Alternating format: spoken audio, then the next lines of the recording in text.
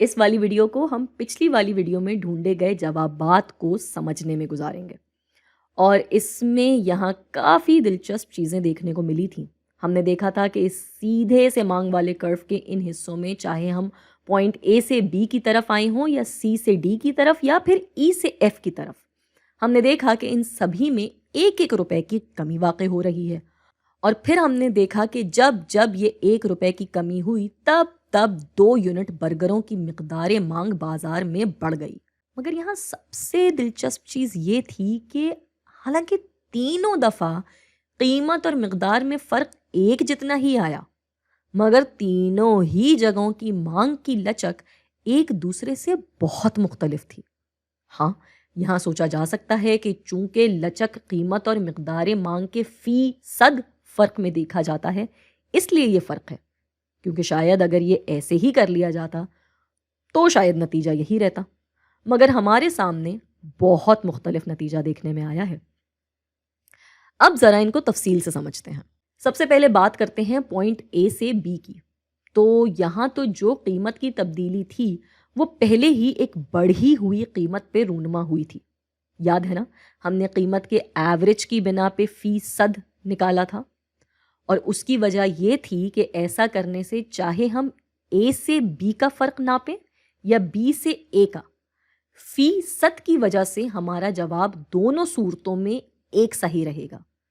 तो यहाँ तो कीमत में ही तब्दीली एक बढ़ी हुई कीमत पे थी, साथ ही मिकदार मांग का फ़र्क भी काफ़ी ही बड़ा था, जिसकी वजह से यहाँ मांग की लचक भी बड़ी थी। और ये मनफी में जवाब इसलिए आया क्योंकि ये नीचे को जाता हुआ कर्व है और इसको मतलक में देखें तब भी यही दिखता है कि यहाँ पे मिकदार मांग की तब्दीली कीमत की तब्दीली से बड़ी है।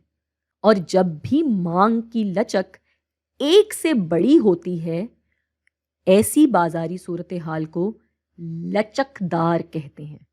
यानी कीमत के छोटे से फ़र्क पे मिकदार मांग की बड़ी तब्दीली नज़र आती है। ये है लचकदारी या इलास्टिसिटी। अब पॉइंट सी से डी में कीमतें तो पहले से निस्बतन कम हैं, लेकिन मिकदार पहले से बहुत ज़्यादा है।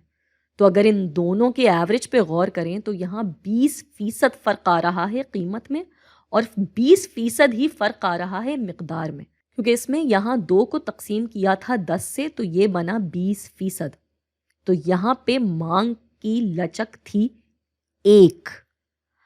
अगर किसी बाजार में लचक 1 के बराबर हो तो उसको कहते हैं लचक इकाई, यानी यूनिट इलास्टिसिटी ऑफ डिमांड। फिर हम आएंगे ई से एफ पे। तो अब तो कीमतें काफ़ी हद तक कम हो चुकी थीं।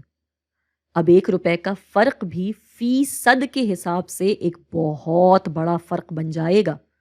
तो इसके एवरेज का फ़र्क तकरीबन 67% के करीब है।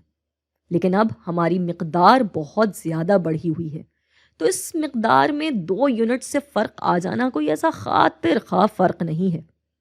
तो छोटा फ़ीसद फ़र्क है मिकदार का, जिसको तकसीम दिया कीमत के बड़े फ़र्क से, तो ये आ गया। इसका मतलब है कि ये वाली बाजारी हालत निस्बतन गैर लचकदार है या इन इलास्टिक है।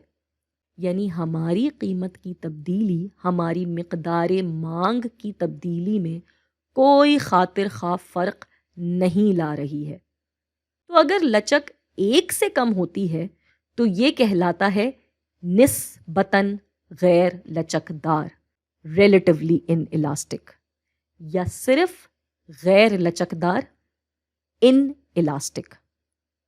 तो इस वीडियो के लिए सिर्फ इतना ही। उम्मीद करती हूँ कि मांग में लचक अब कुछ समझ में आ गया होगा।